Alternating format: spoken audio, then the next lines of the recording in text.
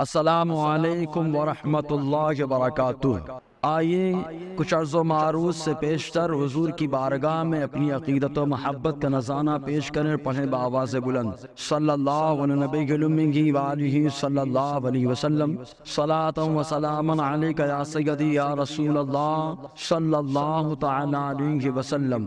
ایک مرتبہ اور درود پاک پڑھیں، صلی اللہ علیہ نبی المی وآلہ صلی اللہ علیہ وسلم، صلاۃ و سلام علیک یا سیدی یا رسول اللہ صلی اللہ تعالی علیہ وسلم۔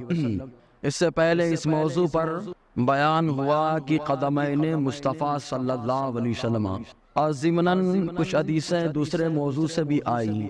ابھی اپنے سامنے جو موضوع ہے وہ موضوع اس تعلق سے ہے کہ والدین کے انتقال کے بعد ماں باپ کا بچوں پر کیا حق بنتا ہے، یعنی اگر وہ انتقال کر جائیں تو ان کے بعد ان کے بچے ان کے لیے کیا کریں، کہ اگر والدین انتقال کر گئے ہوں تو ان کے انتقال کے بعد بچوں پر کیا والدین کی طرف سے حقوق بنا کرتے ہیں۔ چنانچہ حضور صلی اللہ علیہ وسلم نے اس تعلق سے کئی حقوق بیان فرمائے کہ ماں باپ کے انتقال کے بعد بچوں پہ ان کی کیا حقوق ہوتے ہیں، اور اس کو ہمارے اور آپ کے امام اہل سنت شاہ امام احمد رضا خان علیہ رحمت و رضوان نے فتاوی رضویہ نوائسہ صفحہ 191، 192، 193، 194 کے اندر بیان فرمایا۔ اسی سے کچھ باتیں آپ کے سامنے پیش کرنے کی کوشش کرتا ہوں۔ اللہ تبارک و تعالی ان باتوں کو اپنی بارگاہ میں قبول فرمائے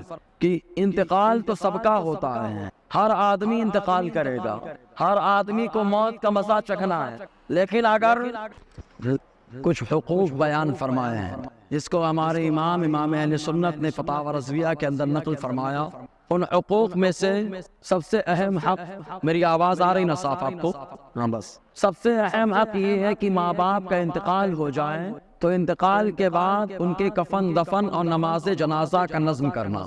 کفن دفن میں سنت کا خیال ہو، مستحب کا خیال ہو، اور کفن دفن کے ساتھ ساتھ نماز جنازہ میں بھی سنت اور مستحبات کا خیال ہو، کسی بھی چیز کو ترک نہ کیا جائے۔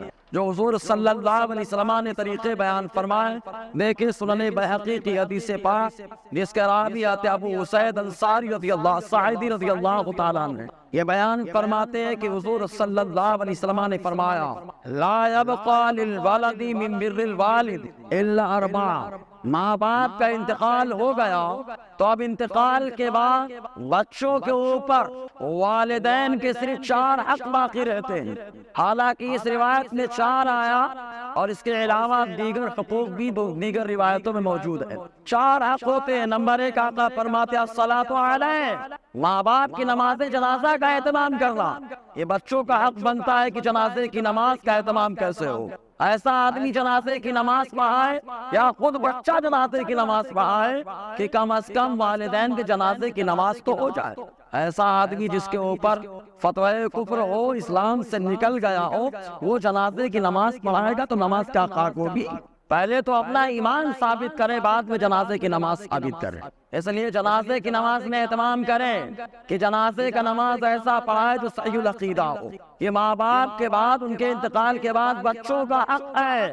بچوں کے اوپر ماں باپ کا حقوق میں سے ایک حق عائد ہوتا ہے کہ وہ اپنے والدین کے لیے جنازے کا نماز صحیح سے پڑھوائیں۔ ایسے ہی آقا علیہ السلام فرماتے وَالدُّعَاءُ لَهُ، والدین کے واسطے بچے بخشش کی دعا کرتے رہے، دعا کریں ماں باپ کے واسطے بچے۔ اس کے بعد حضور فرماتے ہیں وَإِنْفَاذِ أَحَدِهِ مِنْ بَعْدِهِ، ماں باپ کے انتقال کے بعد بچے اپنے والدین کے وعدوں کو پورا کریں۔ باپ نے جو وعدہ کیا تھا اب ان کے انتقال کے بعد بچوں کا کام ہے کہ وہ وعدہ پورا کرے۔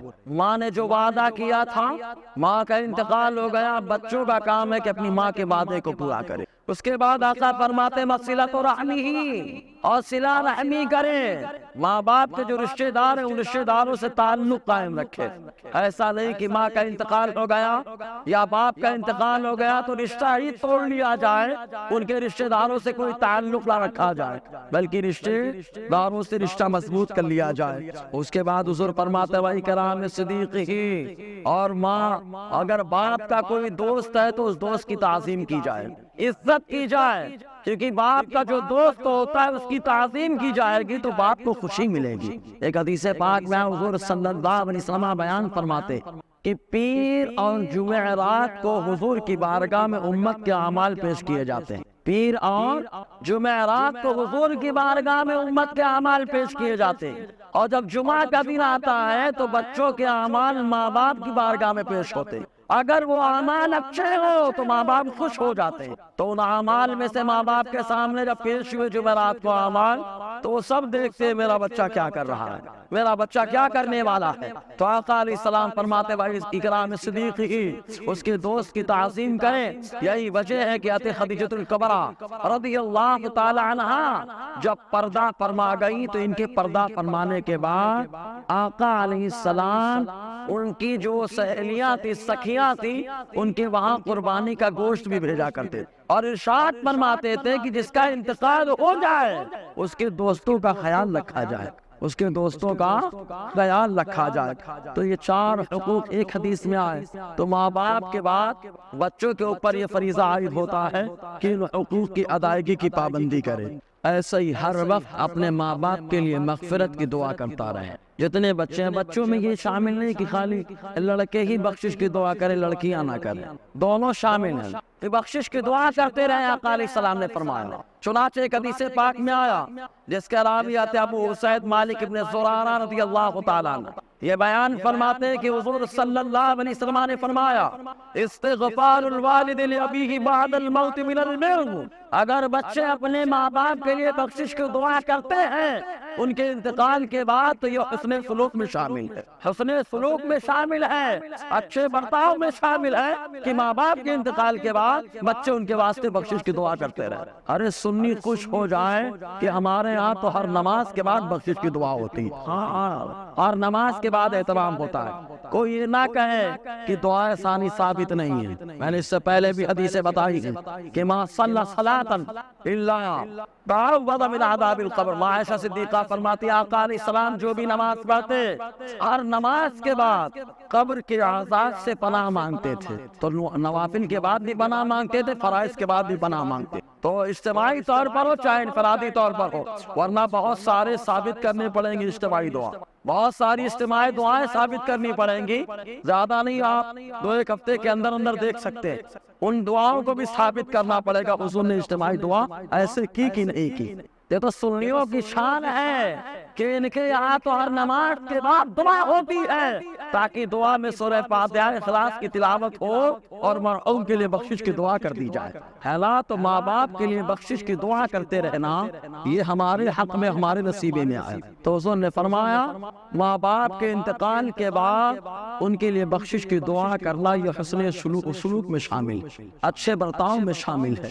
ایک بات اور سمجھا دے، یہاں پہ کوئی یہ نہیں کہہ سکتا کہ اس ٹائم کرے اس ٹائم پہ کرے، کیونکہ قاعدہ ہے جو مطلق ہوتا ہے جس کا وقت متعین نہیں ہے تو جب چاہیں تب کریں، جب چاہیں تب کریں، تو چاہے نماز کے بعد کریں چاہے نماز سے پہلے کریں۔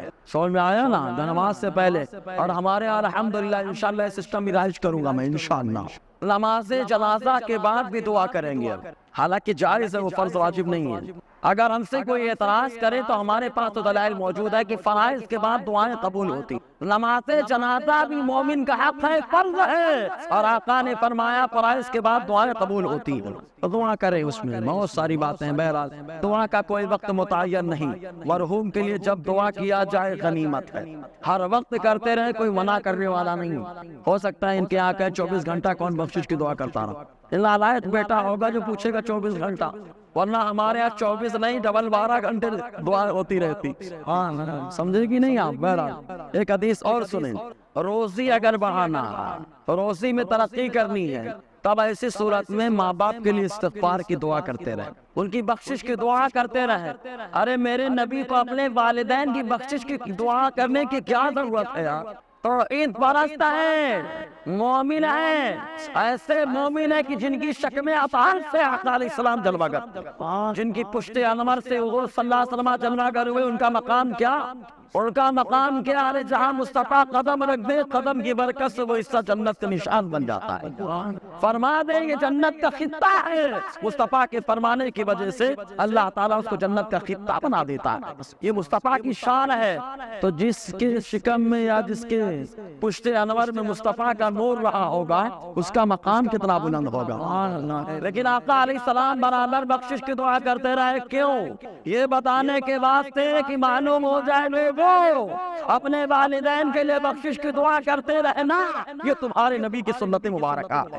آقا علیہ السلام نے اس لیے بخشش کی دعا کی، سنیں روزی بڑھانا ہے تو مصطفیٰ کریم صلی اللہ علیہ وسلم فرماتے ہیں، جس کے راوی حضرت انس ابن مالک رضی اللہ تعالیٰ عنہ، دارمی کی حدیث سے پاک ہے، وہ فرماتے ہیں کہ حضور نے فرمایا اذا ترک العبد الدعاء للوالدین فإنه ينقطع عنه الرزق۔ آقا علیہ السلام فرماتے ہیں کہ جب بندہ اپنے ماں باپ کے لیے دعا کرنا چھوڑ دیتا ہے، بندہ اپنے ماں باپ کے لیے کیا کرنا چھوڑ دیتا ہے؟ دعا کرنا چھوڑ دیتا ہے، تو مصطفیٰ ارشاد فرماتے ہیں ماں باپ کے لیے اس نے دعا چھوڑی، فَإِنَّهُ يَنْقَطِعُ عَنْهُ الرِّزْقُ، دعا کو اس نے چھوڑ دیا، اس کی روزی پہ پابندی لگ جاتی ہے۔ دعا کو چھوڑا کہ روزی پہ پابندی مطلب رزق کے معاملے میں پریشان، معاش کے معاملے میں پریشان، روزی کے معاملے میں پریشان۔ اب اندازہ لگاؤ انتقال کے بعد بخشش کی دعا جو نہیں کرتا اس کی روزی روک دی جاتی ہے، تو اگر زندگی میں دعا نہ کرے تو اس کا مقام کیا ہوگا، اس کا انجام کیا ہوگا؟ وہ آدمی اپنے بارے میں غور کرے۔ تو حضور صلی اللہ علیہ وسلم نے فرمایا کہ ماں باپ کے لیے دعا جو بندہ چھوڑ دیتا ہے اس سے اس کی روزی ختم کر دی جاتی ہے۔ اب ایسے ہی ماں باپ کے نام پہ خیرات کرے، صدقہ کرے۔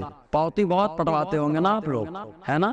کتنی کی بولے 10 روپے کی مسجد کی پاوتی ہے، مدرسے کی، ٹھیک ہے اچھی بات ہے، اللہ نے نوازا ہے، جتنا خلوص دل سے دے، اخلاص سے دیا ہوا 1 روپیہ دکھاوے کے 1000 سے بہتر ہے، دکھاوے کے 1000 سے بہتر ہے، کیونکہ 1 روپیہ تو محشر میں کام آئے گا، لیکن وہ دکھاوے کا 1000 منہ پہ مار دیا جائے۔ آئیے تو دکھاوے کا 1000 منہ پہ مار دیا جائے گا، اور 1 روپیہ اگر اخلاص سے دیا گیا تو وہ محشر کے دن کام آنے والا ہے۔ تو حضور صلی اللہ علیہ وسلم نے فرمایا تو جو اب آپ پاوتی پڑھواتے ہیں تو والدین کے نام سے پڑھوائے۔ مسجد میں ابھی ڈالیں گے نا آپ تو بھی اپنے ماں باپ کے نام پہ ڈالیں، ماں باپ حیات ہے تو اپنے دادی دادا کے نام پہ ڈالیں، وہ بھی حیات ہے تو آپ پر دادا پر دادی کے نام پہ ڈالیں، نانا نانی کے نام پہ ڈالیں، لیکن نیت کریں، نیت آپ کریں گے آپ کو بھی ثواب ملے گا، جن کے نام پہ بھیجیں گے آپ دیں گے ان کو بھی ثواب ملے، کمی نہیں ہونی ہے آپ کے ثواب میں۔ سنیں حدیث پاک، حضور صلی اللہ علیہ وسلم کیا فرماتے ہیں، جس کے راوی حضرت عبداللہ ابن عمر رضی اللہ تعالی عنہما ہے، وہ فرماتے ہیں المعجم الاوسط کی حدیث پاک۔ ہماری بات بھائی سمجھ میں آ رہی نا آپ لوگوں کو؟ مجھے ایسا لگ رہا ہے آواز سمجھ میں نہیں آ رہی، نہیں آ رہی ہے نا؟ نہیں آواز سمجھ میں نہیں آ رہی ہے، اس کا مطلب یہ نہیں آ رہی تو مائک بند کر دیتے ہیں، بغیر مائک کے کرتے ہیں، مائک سیلو نہیں، مائک تھک گیا ہے، اللہ تعالیٰ اس کی تھکاوٹ دور فرما دے، اپنے حبیب کے صدقے میں اس کو ہٹا ہی دیتے ہیں تو آواز خود بخود آئے گی، اب آئے گی شاندار۔ المعجم الاوسط کی حدیث پاک جس کے راوی حضرت عبداللہ ابن عمر رضی اللہ تعالیٰ عنہ یہ بیان فرماتے ہیں کہ حضور صلی اللہ علیہ وسلم نے فرمایا اذا تصدق احدکم بالصدقہ، جب تم میں کا کوئی آدمی صدقہ کرے، اور صدقے کا مطلب میں پہلے بھی سمجھا چکا ہوں، صدقے میں خرچہ کرنا ہی نہیں آتا کہ خالی خرچ کرو تو ہی صدقہ ہو۔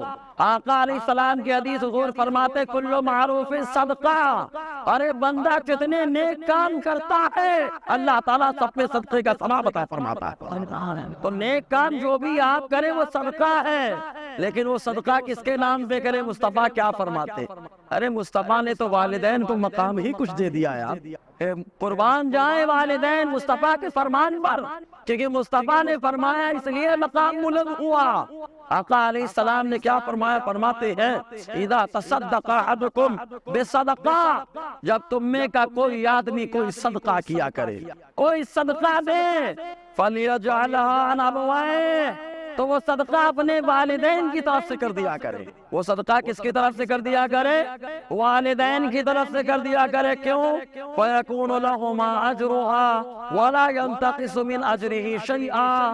آقا علیہ السلام نے فرمایا جب بندہ صدقہ دے گا والدین کی طرف سے کر دے گا تو والدین کو بھی ثواب ملے گا اور اس کے بھی ثواب میں کمی نہیں آئے گی، ہے نا؟ آم کے آم گٹھلیوں کے دام، مطلب ہم نے دیا والدین کے نام پہ، ان کو بھی ثواب ملا اور ہم کو بھی ثواب مل گیا۔ اور اگر خالی آپ اپنے نام پہ دیں گے تو کس کو ثواب ملے گا؟ خالی اپنے کو کس کو ثواب ملے گا؟ خالی اپنے کو ثواب ملے گا۔ اور اگر والدین کے نام سے کر دیے تو والدین کو بھی ثواب ملا اور والدین کے صدقے میں اللہ نے ہم کو بھی عطا فرما دیا، ہے نا؟ تو والدین کے نام پہ صدقہ کرے۔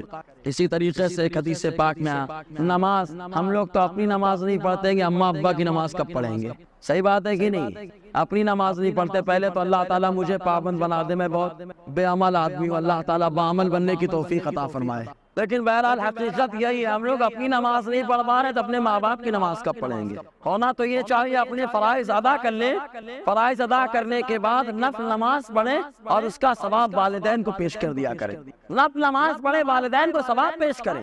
جو بھی 2 رکعت، ارے ووٹ بن گیا جمعہ کے بعد، بولے یار 2 تو پڑھ کے بھاگ جاتا تھا میں، آج 14 پوری پڑھ کے جاؤں گا، اور جب مولانا کہیں گے الفاتحہ تو ان میں جو میں نے نیک کام کیے سب اپنی والدہ کے نام پہ سارے ثواب کر دوں گا، ہے نا؟ یہ نیت بنا لیتے کہ آقا علیہ السلام کیا فرماتے ہیں۔ حضور صلی اللہ علیہ وسلم نے فرمایا، ایک صحابی حضور صلی اللہ علیہ وسلم کی بارگاہ میں ادار قطنی کی حدیث پاک، اور میرے امام نے فتاوی رضویہ کے اندر لکھا نواں حصہ، امام ہمارے فرماتے ہیں کہ ایک صحابی نے آ کر آقا علیہ السلام کی بارگاہ میں عرض کیا، یا رسول اللہ صلی اللہ علیہ وسلم، میں اپنے ماں باپ کے ساتھ ان کی زندگی میں حیات میں اچھا سلوک کرتا تھا، اب وہ انتقال کر گئے، اب ان کے انتقال کے بعد ان کے ساتھ نیک سلوک کی کیا راہ ہوگی، کیا طریقہ ہوگا، کون سا طریقہ اپنایا جائے کہ انتقال کے بعد بھی ان کے ساتھ اچھا سلوک ہوتا رہے، انتقال کے بعد بھی ان کو ثواب ملتا رہے، کون سا ایسا طریقہ اپناؤ؟ مصطفیٰ کریم نے ارشاد فرمایا، ان من البر بعد الموت ان تصلی لهما مع صلاتك وتصوم لهما مع صيامك۔ آقا علیہ السلام نے فرمایا جب تو اپنی نماز پڑھا کرے تو اپنے والدین کے لیے بھی نماز پڑھ لیا کرے، جب تو اپنی نماز پڑھ تو اپنے والدین کے لیے بھی نماز پڑھ لیا کر، اور جب تو روزہ رکھا کر تو اپنے والدین کے لیے بھی روزہ رکھ لیا کر۔ آقا علیہ السلام نے کتنا زبردست فارمولہ عطا فرمایا کہ ہم اپنی بھی نماز پڑھیں اور نفل نماز پڑھے، والدین کو سارے ثواب کر دیں، اپنا بھی روزہ رکھیں اور اپنا روزہ رکھنے کے ساتھ ساتھ نفلی روزہ رکھ کر کے والدین کو سارے ثواب کر دیں۔ اب تو ایسے لوگ بھی پیدا ہو گئے، ایسے لوگ بھی پیدا ہو گئے، اللہ اکبر استغفر اللہ، کہ روزہ نفلی رکھنے کی کوئی وقت متعین نہیں ہے سوائے 5 دنوں کو چھوڑ کر۔ عید کا جو دن ہوتا ہے اس دن روزہ رکھنا مکروہ تحریمی بمنزلہ حرام، اور بقرعید کی 10 تاریخ، 11 تاریخ، 12 تاریخ، 13 ان میں رکھنا مکروہ تحریمی۔ اس کے علاوہ نفلی روزہ جب چاہے تب رکھے آپ۔ ہاں، مسلم شریف کی ایک حدیث ملتی ہے کہ آقا علیہ السلام نے جمعہ کے دن نفلی روزہ رکھنے سے منع فرمایا، تو لوگوں نے کہا جمعہ کے دن روزہ نہیں رکھنا، مسئلہ ہو جائے گا، پوری حدیث پیش کریں۔ آقا علیہ السلام نے جمعہ کے دن روزہ رکھنے سے منع فرمایا، لیکن آگے کیا فرماتے ہیں؟ لا یصوم قبلها او بعدها۔ آقا علیہ السلام فرماتے ہیں جمعہ کے دن روزہ مت رکھو مگر یہ کہ اس کے پہلے بھی رکھ لو یا اس کے بعد بھی رکھ لو، مطلب جمعرات اور جمعہ ملا کے رکھ لیے تو مکروہ نہیں ہے، اور جمعہ اور شنیچر ملا کے رکھ لیے تو مکروہ نہیں ہے۔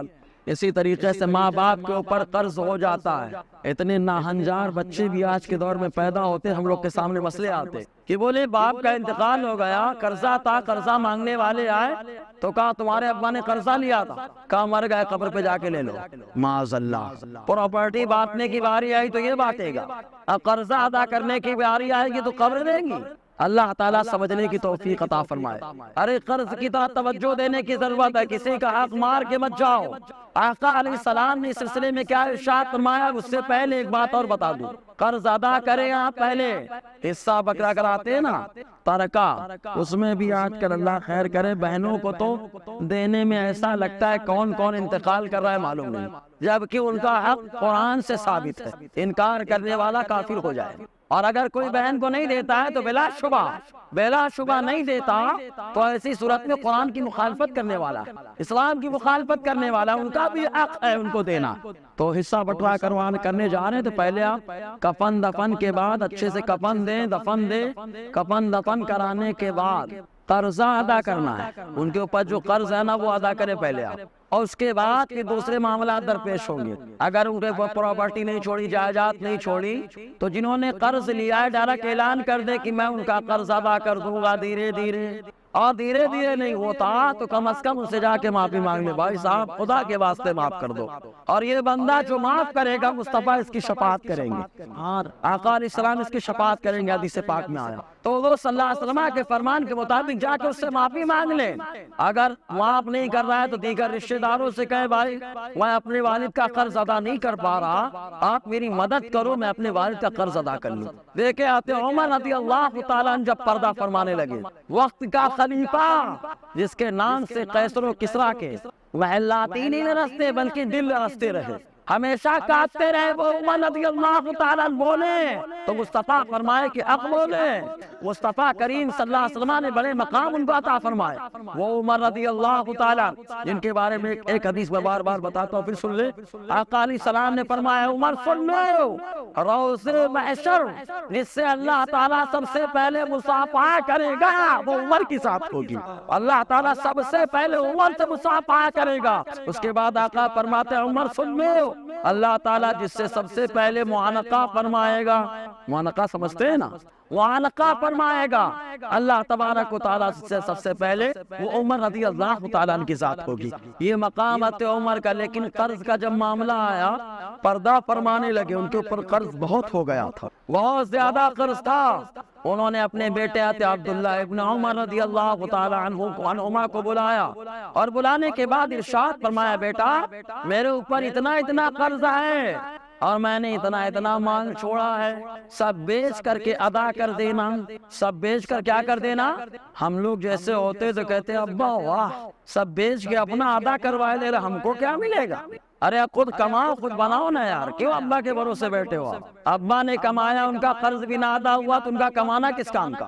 حضرت عمر نے فرمایا بیٹا فروخت کر دینا، بیچ دینا، ان کے قرض ادا، فرمایا کہ قرض ادا کر دینا، اگر ادا ہو جائے تو ٹھیک ہے، ورنہ تمام رشتہ داروں سے مدد لے لینا۔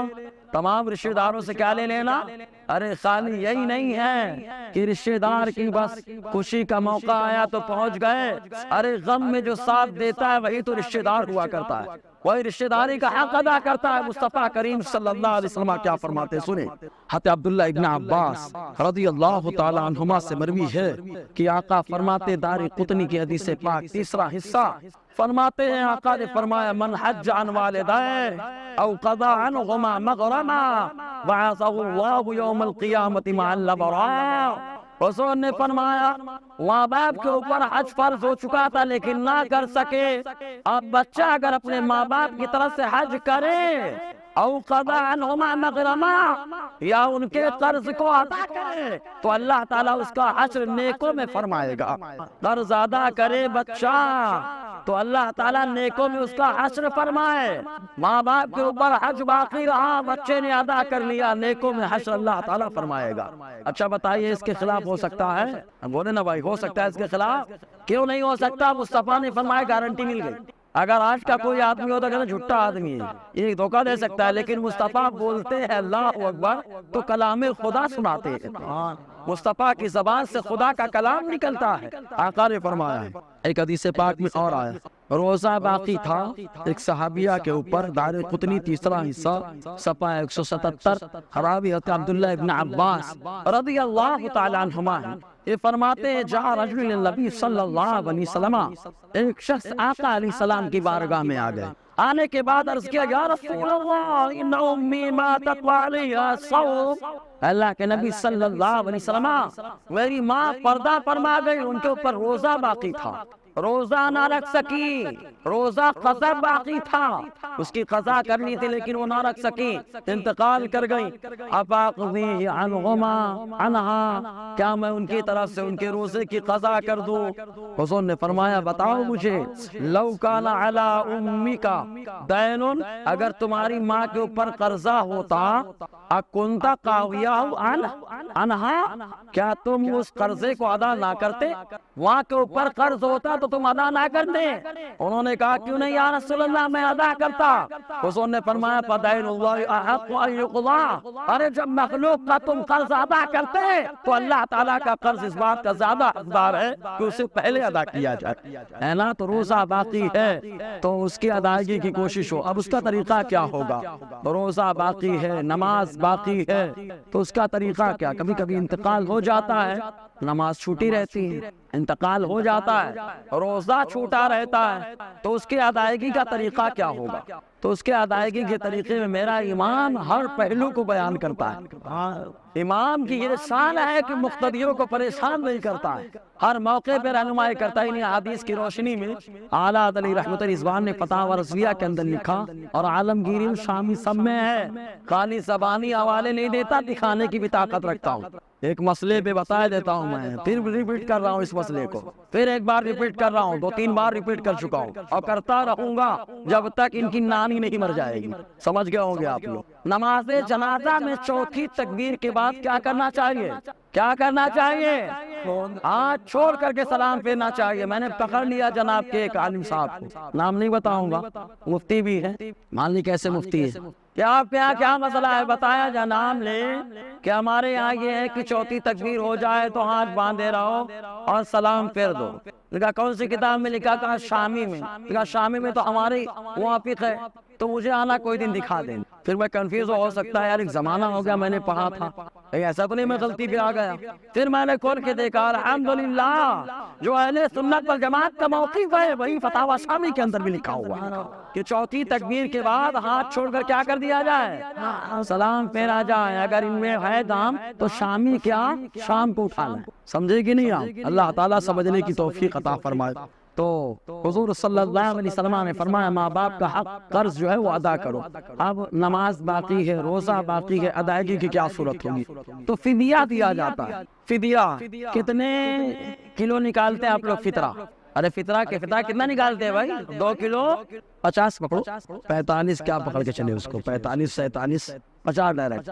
تو ایک یہ فطرہ ہوا جا کے ہمارا نا، تو ایک روزے کا فدیہ اتنا ہی بنتا ہے۔ معلوم ہوا ماں باپ، اب ایک روزے کا گیہوں کتنا 20 والا، تو ایک آدمی کا تقریباً 41 روپیہ بنتا ہے نا 20 والے کے حساب سے۔ 41 روپیہ جب بنا جا کے تو ایک روزے کا فدیہ کتنا بنا؟ 41 روپیہ اور 10 روزے کا 410، سمجھ آیا نا؟ 20 روزوں کا 820، اب ایسے گنتے چلے جاؤ، یہ روزے کا ہو گیا۔ جتنے روزے چھوٹے ہیں اتنے ان کا فدیہ نکالیں آپ۔ اور نمازوں میں نماز کتنے ٹائم کی فرض ہے؟ 5 فرض نماز وہ ہو گئی، ایک وتر واجب ہے وہ، تو ایک دن میں کتنی نمازوں کا نکالنا ہے؟ 6، اور ایک نماز کا فدیہ کتنا ہے؟ اتنا ہی، 41 روپیہ پکڑے نا 20 کے حساب سے، تو ایک دن میں کتنی نمازیں ہو گئی؟ 6۔ اب 6 سے ضرب دو اس کو، سمجھ میں آیا نا؟ ایک دن میں اتنا فدیہ جا کے بنے گا 4 24 240 240 اور 6 246 روپیہ ایک دن کا بنے گا۔ 200 کتنا بنے گا؟ 246 روپیہ۔ یاد رکھنا 20 روپیہ والا کے اس کے حساب سے پکڑا ہے میں نے، کوئی 30 والا ہوگا تو زیادہ ہو جائے گا، سمجھ میں آیا نا؟ ایسے مت بولنا مولانا اتنا تو بتایا تھا، میں نے 20 والا کے وہ پکڑا، تو ایک دن میں کتنا؟ 246 روپیہ۔ یہ فدیہ ادا کرے ماں باپ کی نماز کا۔ اور اگر آپ کے پاس طاقت نہیں ہے زیادہ ادا کرنے کی تو ایک طریقہ، فقہا بڑے مہربان ہوتے ہیں، بڑے مہربان، امت کے اوپر ایک دم مہربانی، تو فقہا نے ایک طریقہ بتایا ہیلا کا۔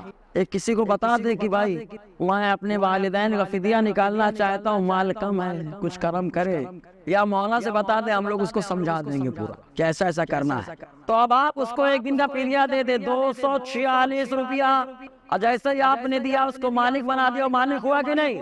جب وہ مالک ہو گیا جسے چاہے اب دے سکتا ہے وہ، جب جسے چاہتا ہے وہ دے سکتا ہے تو آپ کو بھی دے سکتا ہے، سمجھ رہے کہ نہیں؟ تو وہ آپ کو دے دے، ایک دن کا فدیہ ادا ہو گیا، پھر آپ کو جناب لے لو ایک دن کا اور فدیہ، میرے والد کے نماز کا، میری والدہ کی نماز کا ایک دن کا اور فدیہ، اس کو دیا، مالک بن گیا نا، مالک بنا، جس کو چاہے اس کو دے سکتا ہے نا، وہ اس نے موڈ بنایا، پھر آپ کو واپس کر دیا، سمجھ میں آیا نا؟ یہ طریقہ اپناتے رہے، اس طریقے سے نماز کا فدیہ ادا ہو جائے گا۔ اور یہ طریقہ ہم لوگ اپنے گھر سے نہیں لائے بلکہ مصطفیٰ کے در سے ملا ہے۔ سنیں کتاب الزکوٰۃ بخاری شریف کی حدیث پاک، وہاں عائشہ صدیقہ رضی اللہ تعالی عنہ کی باندھی ہے جن کا نام بریرہ رضی اللہ تعالی عنہ ہے، بخاری کی حدیث پاک کتاب الزکوٰۃ کے اندر کہ آقا علیہ السلام ان کے پاس تشریف لے گئے۔ حضور صلی اللہ علیہ وسلم جب گئے تو جانے کے بعد حضور نے دیکھا وہ مست گوشت بنا رہی تھی، اور جب گوشت اچھا بنتا ہے تو خوشبو بڑی شاندار آتی ہے۔ ارے خوشبو آئے نہ آئے مصطفیٰ کی مشام اتنی تیز ہے کہ ہلکی خوشبو کو بھی آقا علیہ السلام سونگھ لیا کرتے ہے نا، دور دور کی خوشبو کو بھی حضور محسوس کر لیتے۔ تو آقا علیہ السلام نے فرمایا بریرہ کیا بنا رہی ہو؟ کہا اللہ کے نبی صلی اللہ علیہ وسلم گوشت بنا رہی ہوں، گوشت بنا رہی ہوں۔ آقا علیہ السلام نے فرمایا میرا حصہ نہیں لگاؤ گی، اپنی زبان میں کہے مجھے نہیں کھلاؤ گی؟ انہوں نے عرض کیا اللہ کے نبی صلی اللہ علیہ وسلم صدقے کا گوشت ہے۔ کس کا گوشت ہے؟ اور حضور صلی اللہ علیہ وسلم نے فرمایا ہمیں اور ہماری اولاد کے لیے صدقہ زکوٰۃ حرام ہے، حلال نہیں۔ کئی وجہ کہ امام حسن مجتبیٰ سے کھجور کو نکلوا لیا تھا، تو آقا علیہ السلام کی بارگاہ میں عرض کیا حضور یہ تو صدقہ ہے۔ آقا نے فرمایا اللہ کے صدقۃ ولنا ہدیۃ، ارے دینے والے نے تم کو دیا تو صدقہ تھا، لیکن اب تم مالکہ ہو گئی، اب تم مجھے دو گی تو یہی تحفہ ہو جائے گا، یہی کیا ہو جائے گا؟ تحفہ ہو جائے گا۔ دینے والے نے تم کو دیا تو صدقہ تھا، تم مجھے دے دو یہ تحفہ ہو جائے گا، ہے نا؟ یا آقا علیہ السلام تو معلوم کیا ہوا، فقیر مالک بن گیا، زکوٰۃ فدیہ وغیرہ کیا ہو گئی؟ ادا ہو گئی، اب وہ جس کو چاہے اس کو دے سکتا ہے، صحیح ہے نا جی؟ تو قرض کی ادائیگی کا طریقہ سمجھ میں آیا نا؟ نمازوں کی اور روزوں کی بھی سمجھ میں آیا جی؟ اس کے بعد اگر حج فرض ہو تو حج تو ان کی طرف سے کرنا ہی چاہیے، ان کی طرف سے کریں۔ آپ حج بدل نہیں کر پا رہے، موڈ بنا میں اپنے نام سے کروں گا، بھائی کچھ لوگ ہوتے ہیں میں اپنے نام سے کروں، کرو ٹھیک ہے، لیکن ثواب تو ماں باپ کو بھیج دو۔ حج آپ کرو گے، زندگی بھر ماں باپ کو دیکھ دیکھ کے حج کا ثواب لیتا رہا، ماں باپ کو دیکھ دیکھ کے حج کا ثواب، آج حج کر کے ماں باپ کی بارگاہ میں سارے ثواب کر دے، زندگی بھر ان سے حج کا ثواب لیتا رہا، آج اپنے حج کا ثواب ماں باپ کے حوالے کر دے، ہے نا؟ حضور صلی اللہ علیہ وسلم فرماتے ہیں، جس کے راوی زید ابن ارقم رضی اللہ تعالیٰ عنہ بیان فرماتے ہیں، حضور نے فرمایا اذا حج الرجل عن والديه تقبل ومنهما وتبشر به ارواحهما في السماء وكتب الله برا۔ حضور صلی اللہ علیہ وسلم نے فرمایا جب کوئی لڑکا یا کوئی آدمی اپنے ماں باپ کی طرف سے حج کرتا ہے، ماں باپ کی طرف سے حج کرتا ہے، تو اللہ تعالیٰ اس کے اس حج کو اس کی طرف سے اور اس کے والدین کی طرف سے قبول فرما لیتا ہے۔ اس نے ماں باپ کی طرف سے کر لیا، اللہ تعالیٰ نے اس کی طرف اور اس کے والدین کی طرف سے قبول فرما لیا، اور قبول تو ہو گیا، ضمانت میں گئی۔ اس کے ساتھ ساتھ آقا کیا فرماتے وَتَبْشُرُ بِهِ أَرْوَاحُهُمَا فِي السَّمَاءِ، اور ماں باپ کی روحیں جو آسمان میں ہے یا قبر میں ہے، اس کے حج کرنے کی وجہ سے اس کی روحیں خوش ہو جاتی، ماں باپ کی روحیں خوش ہو جاتی ہے، اور اللہ تعالیٰ اس کو حسن سلوک میں شمار فرماتا ہے، لکھ دیتا ہے۔ تو یہ ہے ماں باپ کے حقوق۔ اسی طریقے سے ایک اور حدیث پاک میں آیا، حضور صلی اللہ علیہ وسلم نے ارشاد فرمایا، جس کے راوی جابر بن عبداللہ رضی اللہ تعالیٰ عنہ یہ بیان فرماتے ہیں کہ حضور نے فرمایا من حج عن ابیہ وعن امہ فقد قضى حجتہ وکان لہ فضل 10 حجج۔ آقا علیہ السلام نے ارشاد فرمایا جو اپنے باپ کی طرف سے حج کر لے یا اپنی ماں کی طرف سے حج کر لے تو اللہ تعالیٰ اس کے حج کو قبول فرماتا ہے، اور قبول فرمانے کے ساتھ ساتھ 10 حج کا ثواب عطا فرماتا ہے۔ ایک حج کیا بولیں گے 10 in 1 10 کا ثواب ایک میں مل جائے گا، یہ آقا علیہ السلام نے فرمایا۔ ایسے ہی اور کئی حدیثوں میں آیا، حضور صلی اللہ علیہ وسلم نے ایک میں لکھا کہ جو ماں باپ کی طرف سے کرتا ہے اللہ تبارک و تعالیٰ اس کو جہنم سے آزاد فرما دیتا ہے۔ اب ایک اور حق بنتا ہے، حج کرنا اللہ تعالیٰ نوازا ہے، اپنے اسباب پہ بھروسہ کسی کو نہیں ہونا چاہیے۔ کہ اسباب ہمارے پاس ہے اس لیے حج کرنے تو جاؤں گا. آپ کو اسباب پہ بھروسہ, ہم کو خالق اسباب اور وسیلہ اسباب پہ بھروسہ رکھنا. خالق اسباب اللہ تعالیٰ, وسیلہ اسباب مصطفیٰ کریم, ہے نا. بس بھروسہ رکھے, اللہ تعالیٰ ضرور بلائے گا, اپنے حبیب کے در کو دکھائے گا اور اپنے در کی بھی زیارت کرائے گا انشاءاللہ. سنیں, وہ تو نہیں کر پاتے ہر آدمی, لیکن کم سے کم ایک کام تو ہو ہی جاتا ہے نا. ہفتے میں سال میں کتنے جمعہ آتے ہیں؟ 52 جمعہ آتے ہیں نا. تو ہر جمعہ کو والدین کی بارگاہ میں حاضری دے دیا کرو. قبر پہ چلے جاؤ, ہر جمعہ کو جانا ہے. جن کے ذریعے سے اپنا سراپا وجود, ان کی قبر پہ جانا ہے. جانے کے بعد جو بندہ جاتا ہے فاتحہ پڑھتا ہے, اس کا کیا مقام مصطفیٰ کیا فرماتے سنیں. راویات ابو ہریرہ رضی اللہ تعالیٰ عنہ حضور نے فرمایا, المعجم الاوسط کی حدیث پاک, حضور نے فرمایا من زار قبر ابویہ او احدہما فی کل یوم جمعۃ مرۃ غفر اللہ کتب اللہ برہ. آقا علیہ السلام فرماتے ہیں جو اپنے والدین کی قبر کو دیکھے یا دونوں میں سے ایک کی قبر کو دیکھے ہر جمعہ کو, تو اللہ تعالیٰ اس کے تمام گناہوں کو معاف فرما دیتا ہے. ارے زندگی میں بھی دعا کریں ماں باپ تو گناہ معاف ہو جائے, ان کے انتقال کے بعد ہر جمعہ کو ایک بار چلے جائیں قبر پر, اللہ تعالیٰ گناہ معاف فرما دے, ہے نا. یہ مقام ماں باپ کا. وَكَتَبَ اللَّهُ بِالرَّا, اور اللہ تبارک و تعالیٰ اس کو حسن سلوک لکھ دیتا ہے, یہ اچھا سلوک کیا. ایک حدیث پاک میں پے کریں صداقت, پے کریں صداقت. وہ حضرت ابوبکر صدیق رضی اللہ تعالیٰ. انشاءاللہ اس حوالے سے آنے والے جمعہ کو 14 نمبر اسکول میں انشاءاللہ خالد میاں تشریف لا رہے ہیں, ہے نا. خالد میاں, کل ہی مجھے خوشخبری ملی الحمدللہ. ناچیز بھی رہے گا, میرا موضوع آتے ابوبکر صدیق کی شان بیان کرنا ہے نا. 14 نمبر اسکول, یاد رکھے, ٹھیک ہے. تو پیکر صداقت کیا فرماتے ہیں سنیں.